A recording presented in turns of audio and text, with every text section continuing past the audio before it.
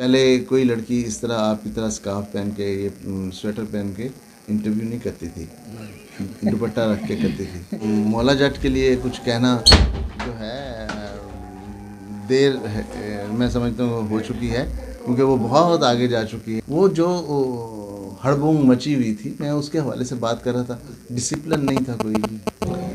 हसन अस्की साहब एक most senior person है फिल्म इंडस्ट्री में। बतौर हदायतकार उनका जितना काम है वो कम ही किसी को नसीब होगा। जितनी वेरिएशंस उन्होंने दी हैं फिल्मों में, कम ही कोई दे पाएगा।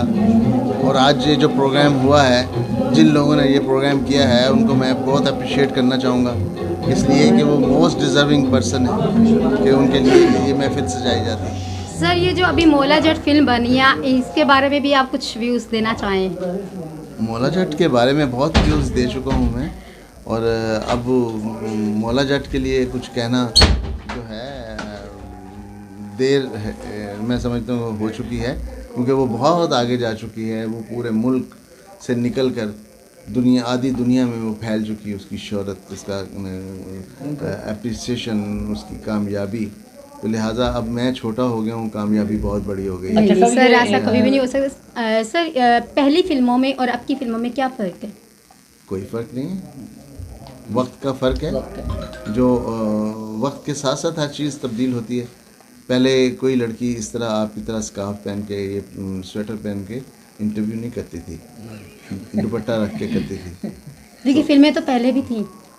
मैं फिल्म मिजाज इंडस्ट्री की तो पहले भी ऐसे ही थी, अरूज पे। बेटा मिजाज की बात कर रहा हूँ, तो ये मिजाज बदलते रहे। आपने मिजाज का सवाल किया ना कि कैसा है, पहले कैसा था अब कैसा है। अच्छा संजय साहब, बताइएगा आजकल जो जर्नलिस्ट की तरफ से जो ओल्ड हमारे डायरेक्टर हजरात हैं, राइटर हजरात हैं, जो फिल्म प्रोड्यूसर हैं, उनको एक खराज अकीदत पेश करने के लिए एक ट्रेंड हमने स्टार्ट किया। जैसे हमारे टाइगर शाह साहब हैं, उन्होंने भी पिछले दिनों भी जो हैं एक लेजेंड जो हैं उनको ट्रिब्यूट पेश किया। आज जनाब हसन अस्की साहब को ट्रिब्यूट पेश कर रहे हैं, तो इसके बारे में आपका क्या ख्याल है? जो हमारे जो लेजेंड हैं उनको एक ट्रिब्यूट करने का जो ट्रेंड शुरू हुआ है जर्नलिस्ट की तरफ से, उसके बारे में आप क्या कहना चाहेंगे? देखिए जी, जर्नलिस्ट के हाथ में वो कलम है जिससे वो हमें इज़्ज़त भी दे सकता है और हमें शर्मिंदा भी कर सकता है।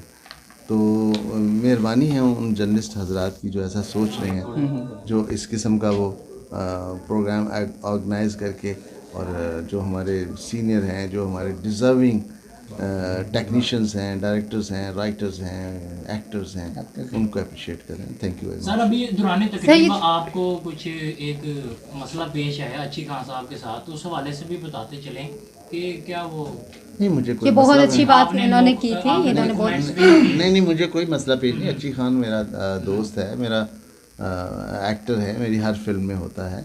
वो जो हड़बोंग मची हुई थी, मैं उसके हवाले से बात कर रहा था। डिसिप्लिन नहीं था कोई भी।